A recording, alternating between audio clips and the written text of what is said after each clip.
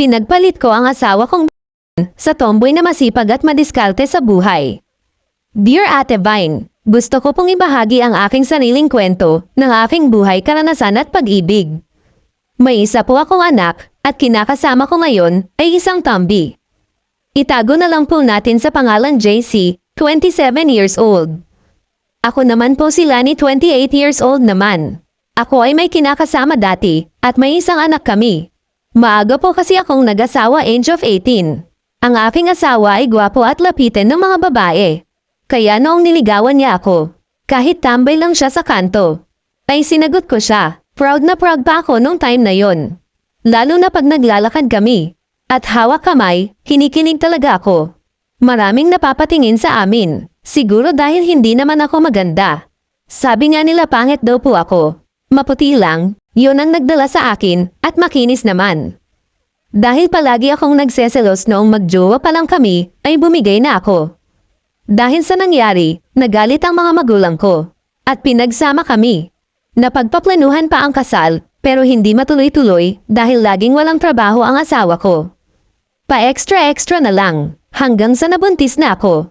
Na halos mga magulang ko ang nagpapakain sa amin nang makapanganak ako, 6 na buwan pa lang ang anak ko, ako na ang nagtrabaho. Ang aking ina ang nag-alaga ng anak ko. Hanggang sa lumipas na ang ilang taon na wala na siyang ginagawa kundi tumambay at magpapansin sa mga babae.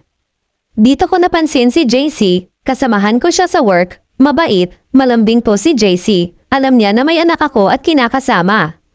Lumipas ang mga buwan na minahal na namin ang isa't isa. Kasi naman sobrang ma-effort, hinahatin sundo niya po ako sa amin, pero sa may kanto lang malapit sa amin. Binabaunan niya ako ng food, at pagbagong sahod kami, binibilhan niya ng mga damit at laruan ng anak ko. Habang nagtatrabaho siya, ay may iba pa siyang racket. Nagde-delivery boy siya gamit ang motor niya. Nagbebenta rin po siya ng kung ano-ano.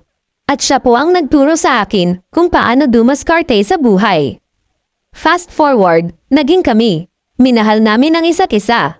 Hanggang sa nagpasya na ako na hiwalayan ng asawa ko. Malakas pa ang loob ng asawa ko. Sinabihan pa ako na hindi ako kawalan sa buhay niya. Ngayon may negosyo na kami ni JC. Habang siya ay nagtatrabaho pa rin. Ako ang nakapokus sa negosyo para daw may oras pa ako sa anak ko. Kahit mga magulang ko, ay minahal nila si JC na parang tunay nilang anak. Ina ko kasi ni Junk kaming mag-ina. Kahit isa siyang tiboli, na dapat ang asawa ko pero mas piniling maging tambay at magpapansin sa mga babae. Hanggang dito na lang Ate Vine. Salamat ng marami.